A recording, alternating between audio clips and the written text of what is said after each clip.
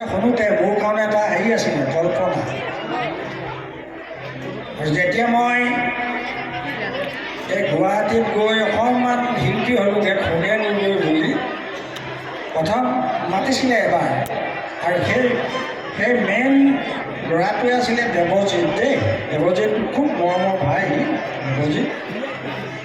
আৰু এইবাৰ আহি মই কিয় গৌৰৱ অনুভৱ কৰিছোঁ, যিহেতু আমাৰ চৰাইদেউ এইবাৰ বিশ্ব ঐতিহ্য স্থান পালে। আৰু তাৰপাছত মই কিছু কথাত আহোঁ নাহোঁ মোৰ এই নিচিনা যেন নাই। মই একেবাৰে মদ খাই দিলে চব কথা পাহৰি থাকোঁ। কিন্তু আমাৰ এই সোণাৰী সমষ্টিৰ আমাৰ এতিয়া জনপ্ৰিয় এজন বুলি মই যদিও আজি 50 বছৰ গুৱাহাটীত আছোঁ, মই শুনি গম পাইছোঁ। এইবাৰ মই আকৌ কোনো হেৰিলৈ কোৱা নাই দেই, কোনে মোক বেয়া নাপাবি আকৌ।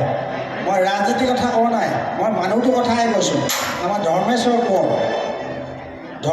কোঁৱৰে য'তে লগ পায় ককাইদেউ বুলি বৰ সন্মান কৰে আৰু খুব মৰমেৰে মোক মাতে।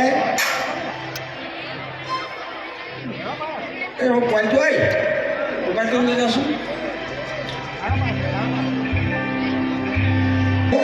ককাইদেউ আপুনি এইবাৰ বিশ্ব ঐতিহ্য পোৱাৰ পাছত আমি প্ৰথম পাতিছোঁ চৰাইদেউ মহোৎসৱ।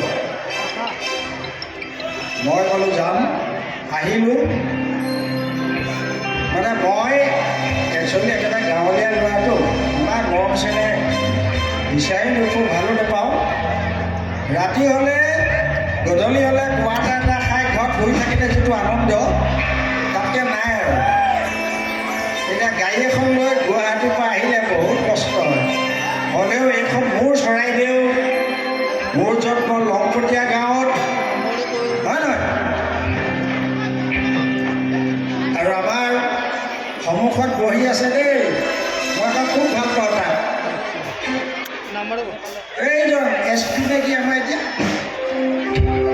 আমাৰ নগাঁৱৰ পোৱালি মানে ছাৰ, ইয়াক মই বৰেণ্য ভাল পাওঁ দেই। আৰু আজি এটা আহিছে, বিহু মোৰ লগত এটা বিহু